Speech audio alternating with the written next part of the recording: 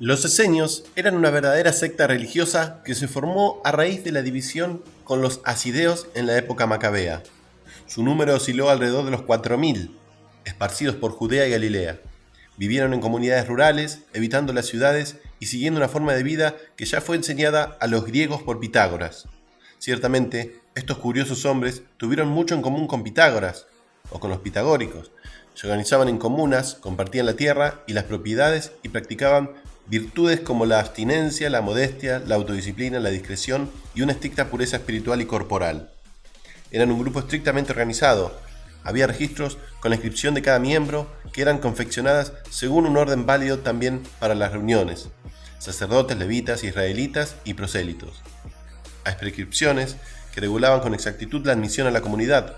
Solo los adultos pueden ser admitidos en el número de los que son inspeccionados y la edad mínima para entrar en la congregación era 20 años. Antes del ingreso en la orden, el aspirante debía pasar fuera de ella por un año de prueba, en el que debía vivir en la fidelidad de la ley, y después por un noviciado de 2 años.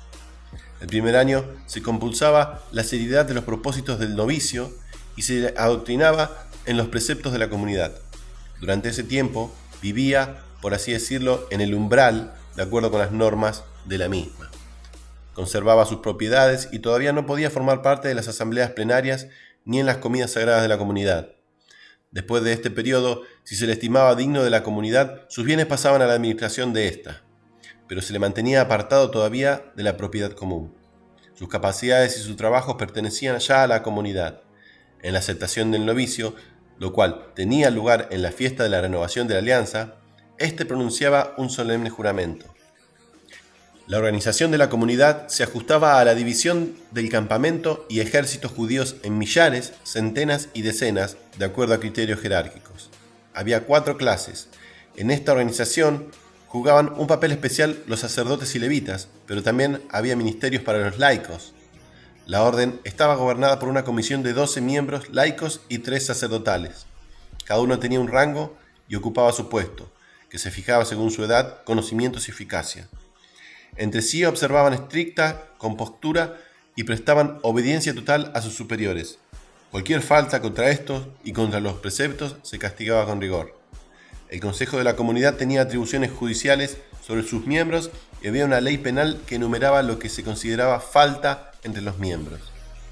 Daban mucha importancia a la pureza ritual, los lavatorios y los baños rituales, mucho más que los fariseos inclusive. El bautismo era un rito obligatorio todos los años. Había purificaciones rituales muy importantes, como lo que se hacía antes de la comida. Para todos estos rituales, los monasterios disponían de cisternas, baños y conducciones de agua para suministrar el agua precisa. Tenían un gran afán comunitario, comían todos juntos, tenían todos los bienes en común y cualquier ganancia obtenida pasaba a formar parte del depósito de dinero comunitario, que era administrado equitativamente entre los miembros. Vivían una austeridad y pobreza totales, siempre el mismo vestido y el calzado, no tenían ningún tipo de lujos y todo era regulado con la más completa sobriedad. En cuanto a sus costumbres, no tenían con ellos esclavos, no emitían nunca juramentos, excepto el día de su admisión. Rechazaban la unción con aceite, se bañaban en agua fría antes de cada comida y después de contraer cualquier impureza. Hacen sus necesidades en lugares apartados que luego tapan para no contaminar la vivienda. No prohibían el matrimonio, pero solían vivir célibes. En lo concerniente al gobierno, un inspector de más de 30 años y menos de 50 estaba al frente de cada campamento. Es un escriba quien enseña el exacto sentido de la ley, pues se daba mucha importancia al conocimiento de las escrituras y a quien había de ir a manifestar las faltas cometidas. Los esenios se denominaban a sí mismos como los convertidos de Israel, los convertidos del desierto o los hombres del consejo de Dios. Se consideraban el auténtico reducto del leal pueblo de Israel, los pocos que debían ser salvados por Dios al final de los tiempos. Su doctrina y su visión de sí mismo se fundamentaban en el centro de sus enseñanzas. Todo lo que acontece en el mundo está previsto por Dios. Mantienen una visión escatológica de los tiempos. El momento en que Dios iba a restablecer a Israel como luz para las naciones estaba cerca. Creían en la llegada del Mesías y de Elías.